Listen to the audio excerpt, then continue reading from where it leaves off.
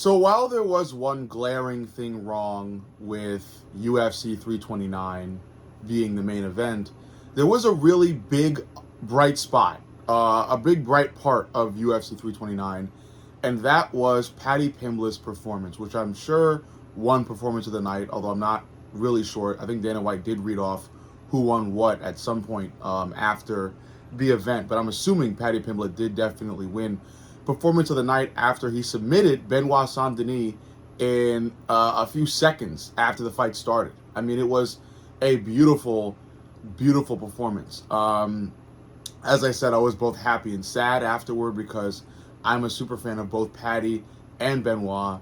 So, either way, it was going to be a lose-lose slash a win-win. Paddy winning changes a lot of stuff in an already very what's the word in an already I guess very division, a division where a lot of change is already happening in lightweight. Lightweight is starting to look like what welterweight looked like I want to say like a couple months back, where there's so much top tier talent in the upper echelon of the division that it's so hard to really figure out who goes where in terms of who's next for a title shot and who's next for a title eliminator match. Every fighter right now at the upper echelon of the lightweight division has their own, separate but also very viable case for a title shot. You have fighters like Max Holloway, who just beat Conor McGregor without even having to punch him. Then you have Paddy Pimblett that just came off of a stellar victory. You have Mauricio Houfi that just came off of a stellar victory. What's it called? At UFC Freedom 250. You have Diego Lopez, who's recently made a move to lightweight, who also came off of a stellar victory at UFC Freedom 250. I'm pretty sure I'm forgetting. Oh, Arman Tsarukyan, who has, not really been entirely active, but has been very, very active in other ways in terms of promotion with different streamers and wrestling appearances in grappling competitions weekend after weekend. You have a lot of high tier, high level lightweight fighters, all pretty much at the first, all pretty much at the front of the line for a title shot. So the next difficult task that the UFC really has to tackle is figuring out who to put in front of who to line up in front of Justin Gaethje, who is now the current lightweight champion. So Paddy Pimblett is in that line somewhere. He's got a ton of different options as far as who he fights next. And the most noteworthy thing about him after UFC 329 is the sheer size of stardom he's been able to build. The guy is like an MMA icon now, and it started off with the bowl cut and the wittiness and the bright orange shorts that made him recognizable, and it made him a star in his own home country. But now he's becoming an international star. Now people are starting to recognize Paddy the Baddy all over the world, from his iconic walkout song, like I said, to the bowl cut, to the bright orange shorts. The fighting style itself is now becoming more and more fun to watch because he's becoming less of a grappling centric fighter and now a bit of a brawler. The way he strikes on the feet is not more of like a point fighting style, like an Ian Gary or a Bilal Muhammad. It's now a reckless, wild style like a Justin Gaethje, where it's awkward but fun to watch because he's putting his chin at total jeopardy at times for the sake of a wild hook or overhand. So, Paddy is becoming a fun, admirable fighter in every aspect of the game. He's witty. He's fun to watch in the cage. He's fun to watch outside the cage. He's got fun things about him. He's got a fun style.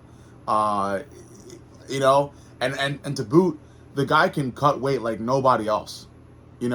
When he's outside of the cage, when he's not fighting, he's like 200 plus pounds. You could see that the sheer weight in his face, his like the fat in his face becomes twice the size when he's not fighting. The guy loves to eat, and then when it becomes time for him to fight, the weight miraculously shaves off, and he's back to skinny Paddy the Baddy. You know, the guy's built. He's built to be a star. Like sometimes you come by these fighters that are just built to be stars. Like everything about them is just 100% on point. That's what Ilya was looking like before he fought Gaethje at UFC Freedom 250. The guy had the moves, the talk. You know, he was able to walk the walk. The tremendous power, the McGregor-like stardom, the country behind his back. Some fighters just end up amassing all of the right tools and qualities of a champion, you know? But as far as Paddy the Baddy is concerned, he's got some really cool names, so let's talk about him. You know, he's got a potential fight against Charles Oliveira. He could possibly fight Max Holloway. You know, I like a fight against Diego Lopez. Yeah, he's got names. You know, he's in a really Alex Pereira-like situation where he's just come off of a big win, and he's got a good set of names, a good set of big names in front of him. I just kind of leaked it already. I personally would like to see Paddy fight Diego Lopez. I think it's the most fun fight, and I think it's a fight that it's a fight that could definitely be looked at as a title eliminator. A fight against Max Holloway, also a fun fight. A fight against Charles Oliveira, also a fun fight. I just feel like the fight against Diego is the fight that's going to generate the most fun.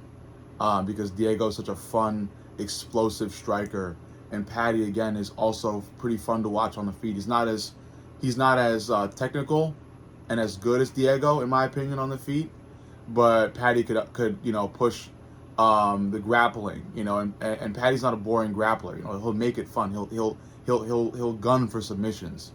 So I think despite Paddy being the worst fighter on the feet against Diego, I would consider Paddy to be the better fighter on the ground. And if Paddy's able to bring the fight to the ground, Diego could be in a lot of trouble. Now, Diego's no baby in the woods when it comes to grappling. But again, Paddy is so crafty and fun and sneaky with his grappling. He could get something locked in against Diego. Probably not early, but halfway through, to later in the fight, Paddy could look for some really deadly, gnarly submissions. So I feel like Diego versus Paddy is a fun fight between two young, hungry fighters who have, had near misses at a title.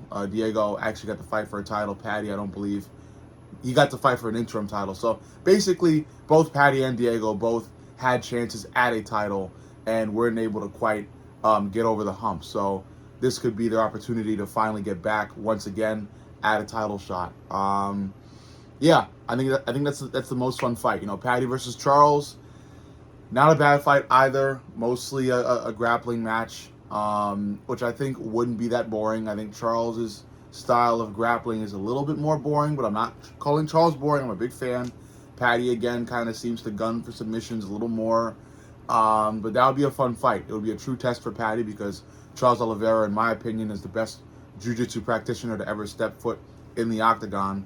So it would be a real test to see just how good Paddy's grappling can get. And Paddy versus Max is a fun fight as well, but a fight that I think, Max surely wins, and it would look a lot like Max versus Gaethje at UFC 300, where Paddy tries to get into these brawls, but Max is too crisp and fast and technical,